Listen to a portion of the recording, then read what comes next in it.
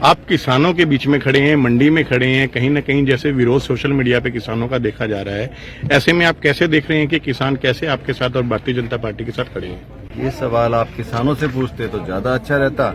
मैं तो कल भी यहीं खड़ा था, मैं परसों भी यहीं खड़ा था। मैं जब भी आता हूँ तो सबसे पहले अनाज मंडी में आके देखता हूँ सफाई है कि नहीं है, कहीं कोई झाड़ियाँ तो नहीं है, किसी को कोई प्रॉब्लम तो नहीं है। सबको मिलता हूँ और इनको इंसिस्ट करता हूँ कि भाई मंडी में बैठा करो, किसान को फायदा होगा, मंडी को कामयाब करो। ये आज का नहीं है मेरा, ये 4 साल से प्रयत्न कर रहा हूँ। पहली जो दुकान खुलवाई है मैंने मेरी खुद की खुलवाई है, यहाँ पे सामने है मेरी, और मैं खुद किसान का बच्चा हूँ। मैं दर्द समझता हूँ। मेरे दिन में 16 घंटे किसान के लिए जाते हैं। आप यहाँ से जब निकलें तो जिस मर्जी रोड पे जाके आप पहले गांव में ब्रेक ले लीजिएगा, वहां भी किसान के खेतों में खाड़े का काम चल रहा होगा।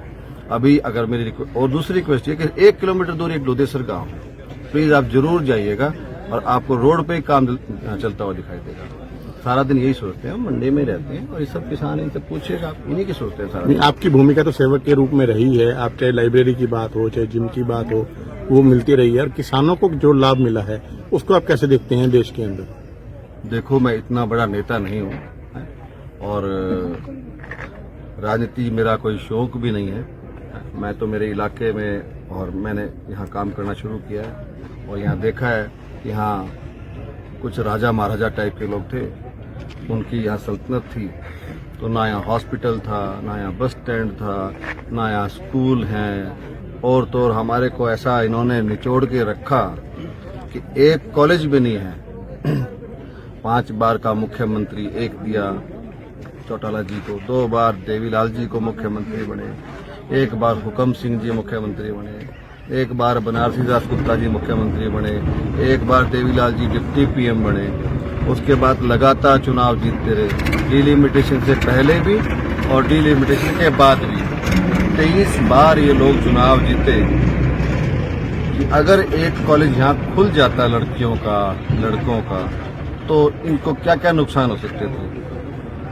तो देखते हैं, काफी पिछड़ा हुआ इलाका है। हम अपना काम कर रहे हैं और कोशिश कर रहे हैं, लेकिन बहुत ज्यादा पिछड़ा हुआ है। इसमें कम से कम 10 साल लगेंगे हमें उनके बराबर आने में।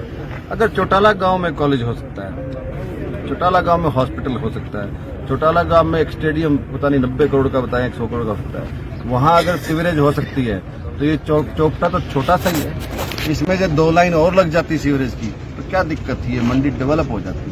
वो तो बड़े, वहां तो सभी लोग बड़े हैं, लेकिन किसी ने सोचा नहीं। अब कर रहे हैं, दुख सुख पाके कहीं चंदा कर रहे हैं, कहीं हाथ जोड़ रहे हैं। हम लाए हैं, एक सीवर प्लान भी लेके आए हैं, देखते हैं।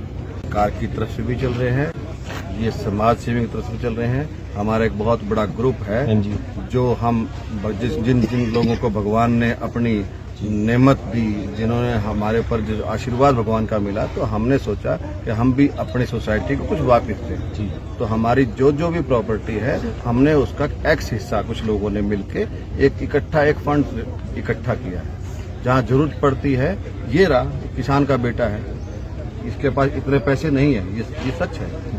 इन्होंने भी 5 लाख रुपए दिए, मैंने भी दिए, तो इन्होंने भी दिए इकट्ठे करके। इन्होंने अपने साथियों से इकट्ठे किए और आज एक गौशाला में 2 रूम है, एक इनका है, एक हमारे साथियों का है। तो हम सब लोग मिल के काम कर रहे हैं, क्योंकि सरकार अकेला नहीं कर पाती है। जब सब लोगों का इंटरेस्ट होता है तो फिर उसमें भूमिका जो है आम जन की ज्यादा रहती है। कार्यकर्ता नहीं बचे अभी ये सब लोग, मैंने इनसे पूछ के ही ये निर्णय लिया है और अभी सब लोग भारतीय जनता पार्टी के सदस्य हैं।